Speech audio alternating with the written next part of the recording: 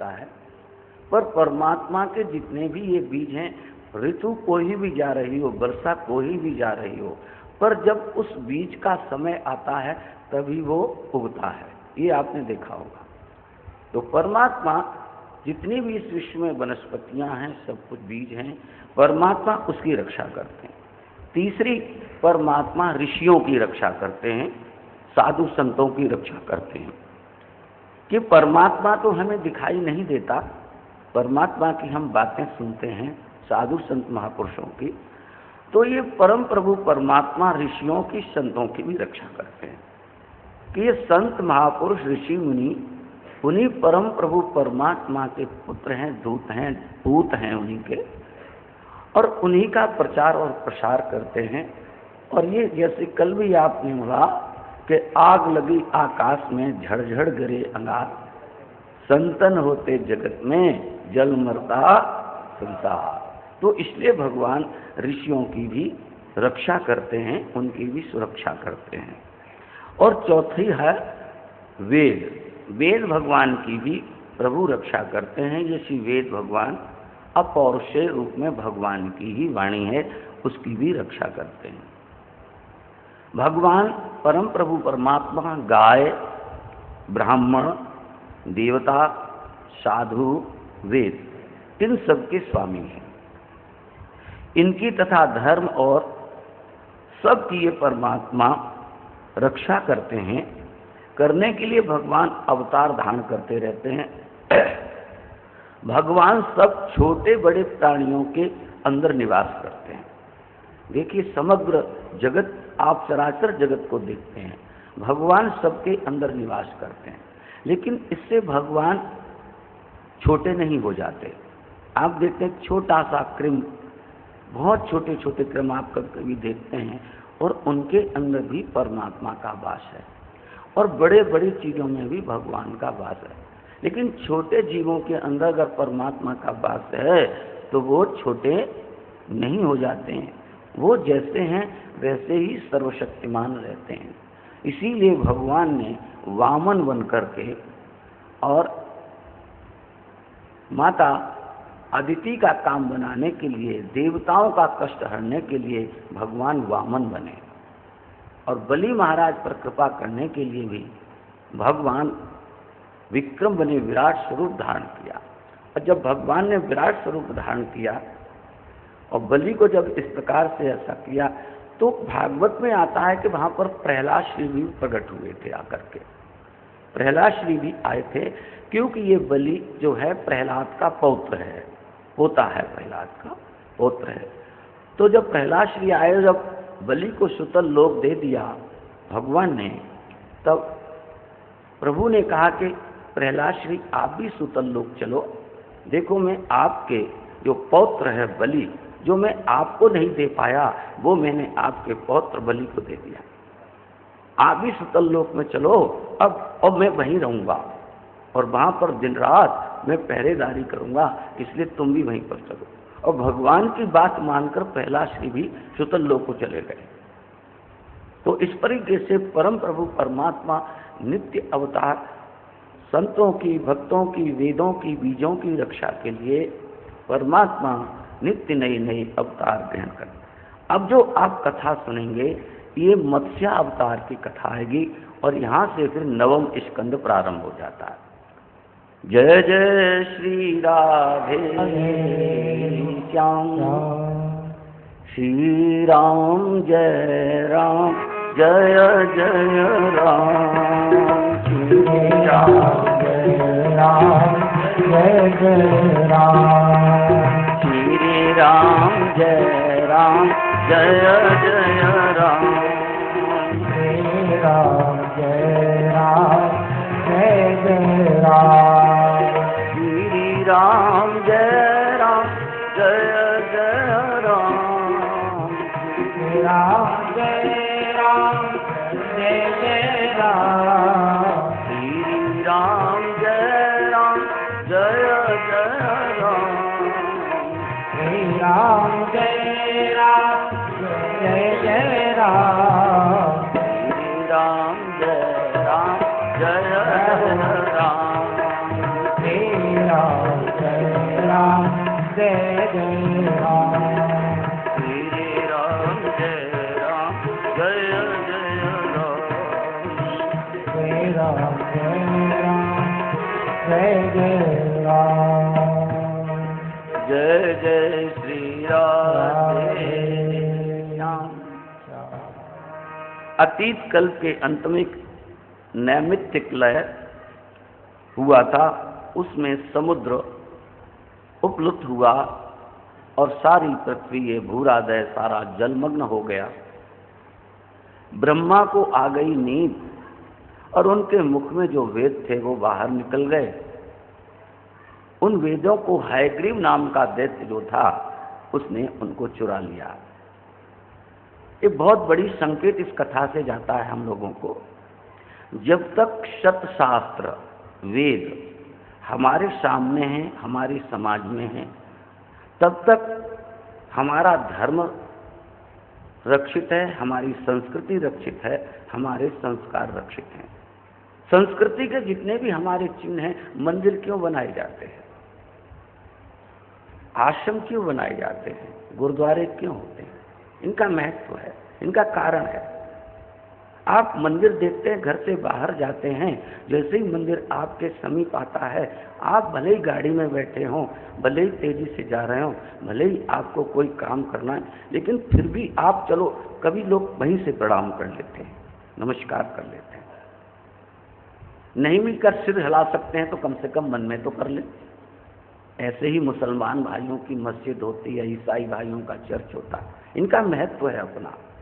ये हमारी संस्कृति के प्रतीक होते हैं। जब हम इनको देखते हैं तो हमें परमात्मा की याद आती है और हमारा मन धर्म की ओर जाता है, शुभ कार्यों की ओर जाता है। इसलिए मंदिरों का रक्षण परमावश्यक है, इनकी स्थापना, इनका निर्माण परमावश्यक है। लोग कहते हैं मंदिर बनाने में क्या रखा है, इनमें क्या रखा है? नहीं, इनमें रखा है भाई, तभी तो बनाए जाते हैं। कल्पना कीजिए कि हमारे देश में सारे मंदिर न हो तो आप कहाँ जाएंगे? आपको जो आध्यात्म का आपको ज्ञान नहीं, ईश्वर का आपको ज्ञान नहीं, सब शास्त्रों का आप ज्ञान, तो आप भटक जाएंगे। भले ये स्थूल रूप से हमें दिखाई देते हैं, इनका महत्व है हमारे जीवन में। ये हमारे संस्कृति के संरक्षक हैं, ये प्रतीक हैं, इसलिए मंदिरों की आवश्यकता है। हमारे संस्कृति के जितने भी चिन्ह हैं वो इसीलिए बनाए जाते हैं कि हम भटके नहीं। हम अपनी संस्कृति संस्कारों को अपनाते हुए अपने सनातन धर्म है उसका परिपालन करें और उसके मार्ग का अनुसरण करें। इसलिए जब हयग्रीव वेदों को चुरा कर ले गया तो देखा कि हयग्रीव जब वेदों को चुरा के ले गया, हमारा सारा समाज पथभ्रष्ट हो जाएगा, संस्कार विहीन हो जाएगा। तभी आवश्यकता हुई कि वेदों को लाया जाए। आपके देश में आप देखिए अनेक बार विधर्मियों का राज्य हुआ। जब यहाँ विश्व युद्ध हुआ तो कहते हैं कि जर्मन यहाँ से सारे सत्शास्त्रों को ले गया। उस काल में देखिए, तब दक्षिण भारत में ऐसी प्रथा थी। उस काल में हमारे पूज्यपाद नित्य गोलोक धामवासी वेदा अवतार जिन्हें माना जाता है स्वामी गंगेशानंद जी महाराज, वो बताया करते थे, कहते थे कि भाई जब वेद हमारे समाज से लुप्त हो गए तो दक्षिण भारत के वो जो ब्राह्मण थे, जो बच्चे होते थे, वो वेदों को कंठाग्र किया करते थे और जिस बच्चे को वेद कंठाग्र होता था उसी का विवाह होता था। इसलिए विवाह करने के लिए लड़के वेदों को कंठ किया करते थे और जब वेद विलुप्त हो गए तो उन बालकों के माध्यम से उन वेदों का उच्चारण सुनकर के फिर ये पुस्तकों के रूप में आपके सामने आए। विद्या कंठ की और पैसा आप जानते हो, हाँ समझते हो ना? विद्या कंठ की और पैसा गंठ का, गांठ का, जो आपका पैसा जो जमा है आप सोचते वो हमारा। तो इस प्रकार से ये हुई चिंता हुई कि वेदों का रक्षण होना चाहिए। जो हयग्रीव नाम का दैत्य वेदों और जो असुर वृत्ति के लोग होते हैं वो हमारी संस्कृति को छिन्न भिन्न करने के लिए सबसे पहले हमारे शास्त्रों को हटाया जाता है। हमारे संस्कृति की जो चिन्ह है मंदिरों को तोड़ा जाता है। जो मुगल काल आया यही किया गया कि इनकी संस्कृति की जो चिन्ह है इनको हटाओ, इनके सामने से ये लोग भ्रष्ट हो जाएंगे। तो अब आप सोच रहे होंगे, समझ रहे होंगे कि मंदिरों का कितना महत्व है, सत शास्त्रों का कितना महत्व है हमारे जीवन में। तो हयग्रीव नाम का दैत्य जो इसको वो सागर में निवास करता था। तो सत्यव्रत नाम के राजा उस काल में थे और वो कृतमाला नदी के किनारे तप करते थे। एक दिन वो उस नदी के मध्य में सूर्य भगवान को अर्घ देने के लिए उन्होंने जैसे ही जल अंजलि में लिया, वैसे ही उस अंजलि में, उस नदी में एक मछली थी, उनकी अंजलि में आ गई और उस मछली बोलने लगी। राजन, वो बड़ी होने लगी अंजलि। तो राजा बड़ा आश्चर्य हुआ राजा को कि तो बढ़ने लगी। तो उस मछली ने कहा कि राजन, कि मुझे आप अपने मढ़ी के जल में और कहीं रखो। तो राजा ने अपने मढ़ी के जल में उसे रखा, लेकिन मछली वहाँ भी बड़ी हो गई। फिर उन्होंने सरोवर में रखा, मछली वहाँ भी बड़ी हो गई। फिर बड़े बड़े जहाँ जहाँ वो रखें, मछली का आकार बढ़ता चला। राजा बड़े आश्चर्यचकित हुए। उन्होंने कहा, प्रभु आप कौन हैं? मैं समझ गया, वास्तव में ही आप नारायण हैं। प्रभु आप नारायण हैं। बोलिए नारायण भगवान की जय। तब भगवान ने कहा, हे सत्यव्रत राजा, वास्तव में ही मैं तुम्हारे माध्यम से इस जगत को ज्ञान देना चाहता हूँ। सृष्टि के जो बीज हैं, ऋषियों को मैं बचाना चाहता हूँ और वेदों का मैं उद्धार करना चाहता हूँ। इसलिए आप समय आने पर, जब संसार में, इसमें नदी में जब पानी बढ़ेगा, जब इसमें एकदम प्रलय जब आएगी, तब आप एक नौका आएगी, तुम किनारे पर बैठकर भजन करना और जितने भी सृष्टि के बीज हैं उनको ले लेना। आप सप्त ऋषियों सहित आप उस नौका में बैठ जाना। मेरा उस जल में प्राकट्य होगा। मेरे सींग में, श्रृंग में आप बाष्पी नाक से उसको सींग में और अपनी नाक में, नौका में बांधना। मैं तुम्हें नौका विहार कराऊंगा। तो इस प्रकार से कहकर भगवान अंतर ध्यान हो गए और अंतर ध्यान हो जाने के बाद समय आने पर जब इस प्रकार से ये हुआ, तो वहाँ पर राजा, जहाँ राजा सत्यव्रत कृतमाला नदी के किनारे बैठकर जो भजन कर रहे थे, वहाँ उन्होंने देखा धीरे धीरे जल बढ़ने लगा है, सर्वत्र जल ही जल है। और ये देखा कि प्रलय काल आ चुका है, सर्वत्र जल ही जल भर गया। उन्होंने देखा कि जिस प्रकार भगवान ने उन्हें समझाया था, कहा था, एक नौका उसमें आई। सप्त ऋषियों को लेकर सत्यव्रत राजा समस्त प्रकृति के जितने भी थे, बीज थे, उनको लेकर उस नौका में बैठ गए। जब नौका चलने लगी, ऋषि मुनि घबराने लगे, परमात्मा की स्तुति की, प्रार्थना की। जब परमात्मा की स्तुति प्रार्थना की तो वहाँ पर मत्स्य अवतार के रूप में भगवान मछली के रूप में वहाँ प्रकट हुए। स्वर्ण रंग की मछली, उनके मुखा यहाँ पर सिंह था। राजा ने प्रश्न कहा, यही भगवान है। ऋषियों ने उनकी प्रार्थना स्तुति की और उन भगवान के निर्देशानुसार उन्होंने बाँस की नाक से उसके श्रृंग में और नौका को बांध दिया। फिर मत्स्य अवतार जो भगवान थे, उस नौका को लेकर के उन्होंने उसमें जल विहार कराया। सत्यव्रत राजा ने प्रार्थना की, प्रभु संसार के जीवों का ज्ञान अनादि अविद्या से आवृत हो गया है। प्रभु उसी को लोग संसार में, उसी के कारण लोग संसार में पड़े पड़े दुखी हो रहे हैं।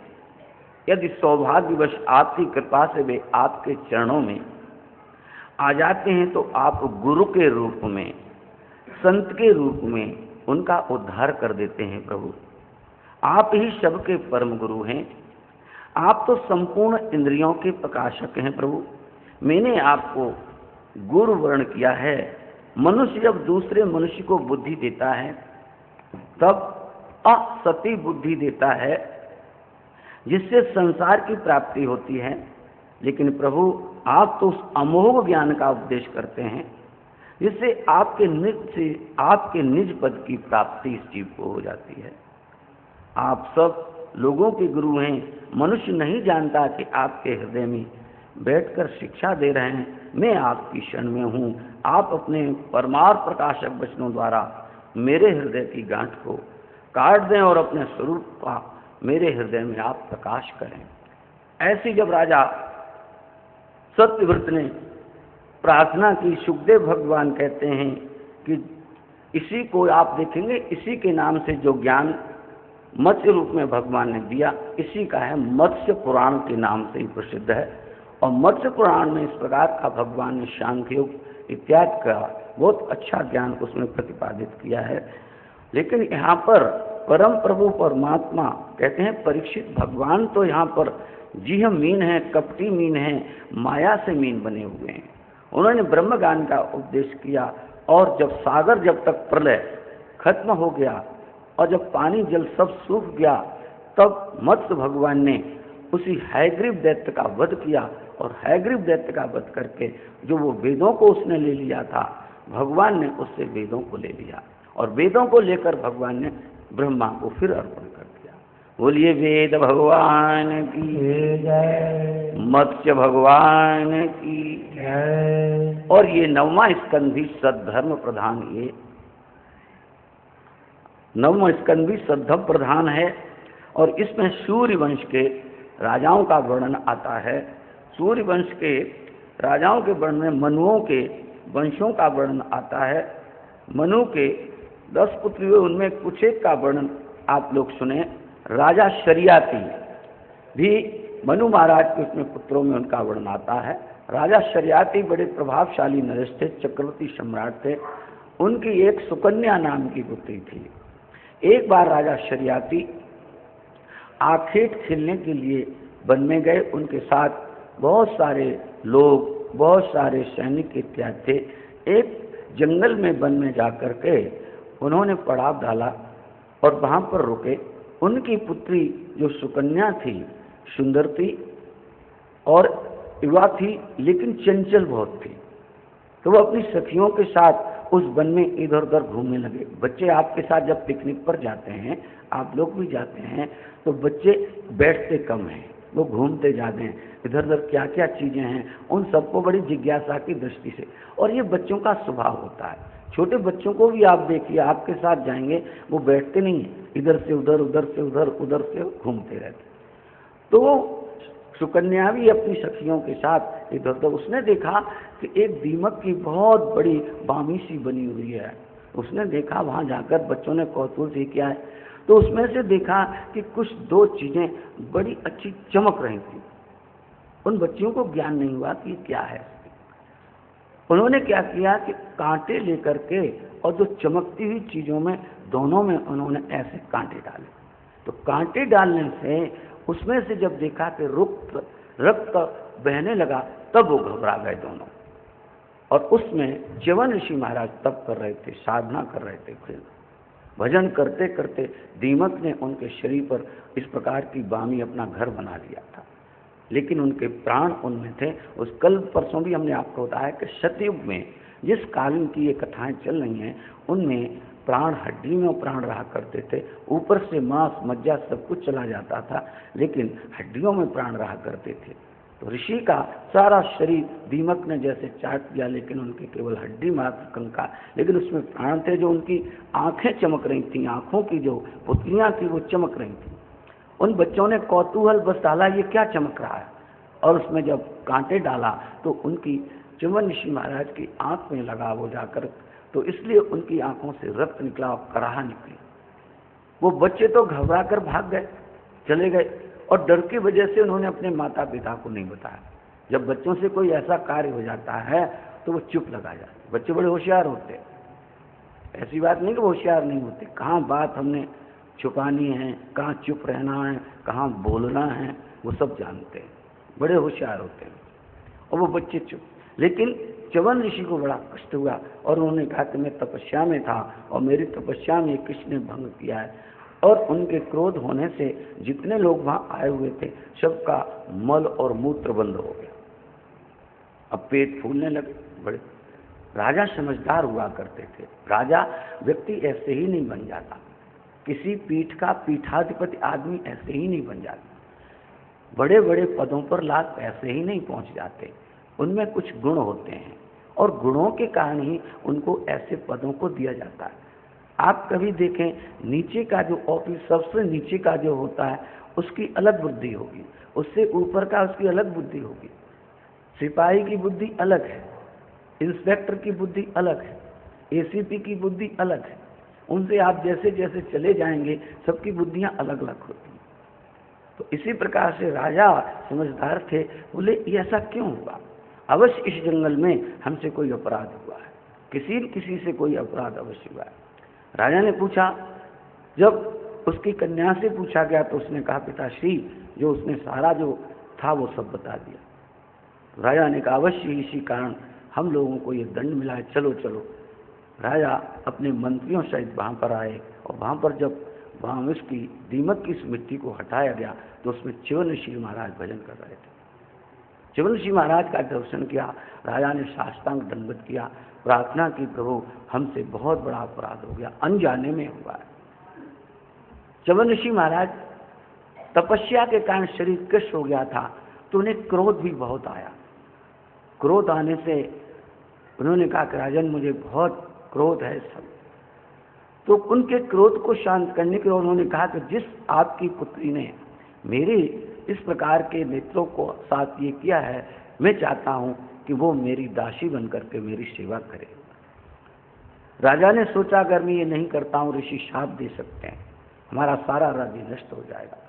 और सुकन्या का विवाह च्यवन ऋषि के साथ कर दिया गया। च्यवन ऋषि वृद्ध थे और उसके बाद उनकी सुकन्या पुत्री, और राजा वहाँ पर उसको कह के गए थे कि भाई तुम्हारे कृत्य का ये तुम्हें दंड मिला है और तुम अब ऋषि की पत्नी रूप में इसकी सेवा करो।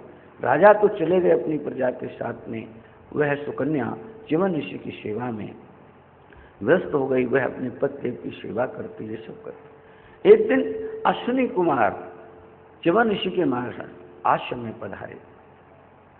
आपस में मिलन बैठने के बाद में अश्विनी कुमार और च्यवन ऋषि में ये वार्तालाप हुआ, संवाद हुआ। अश्विनी कुमार देवताओं के वैद्य हैं,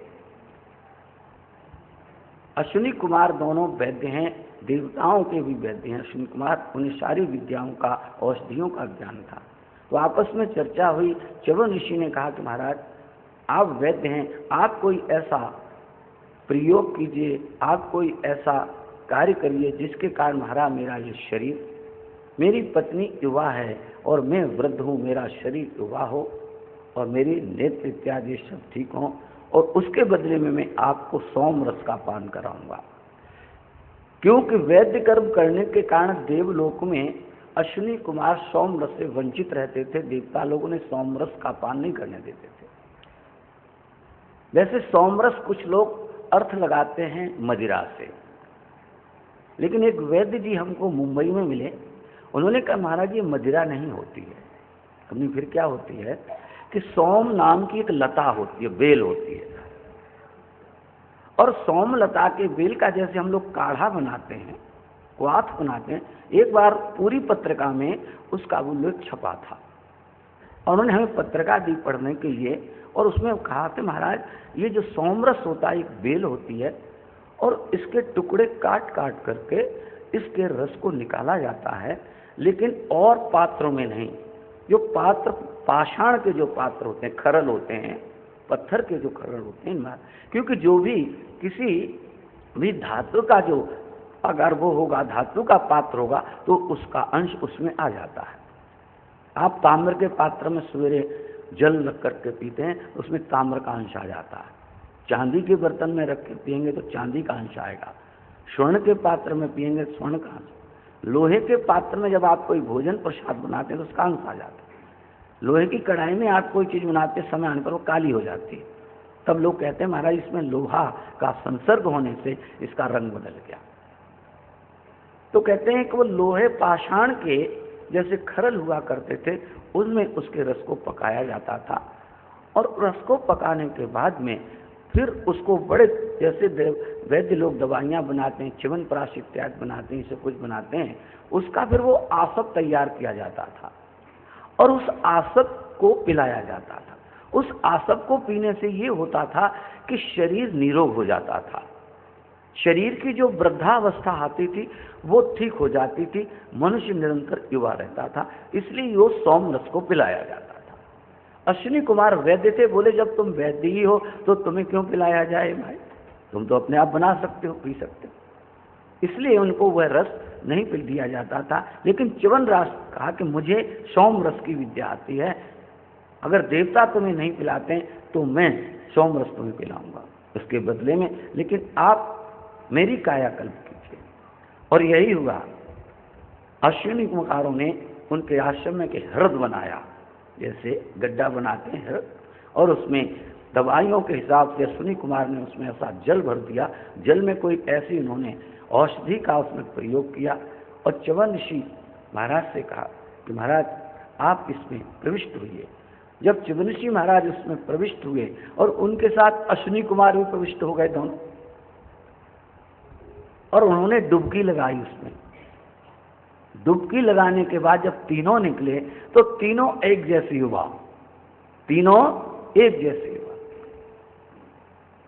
अब जो सुकन्या बैठी हुई थी, अब वो ये सोचे कि इसमें मेरा पति कौन सा है, तीनों एक जैसे हो गए।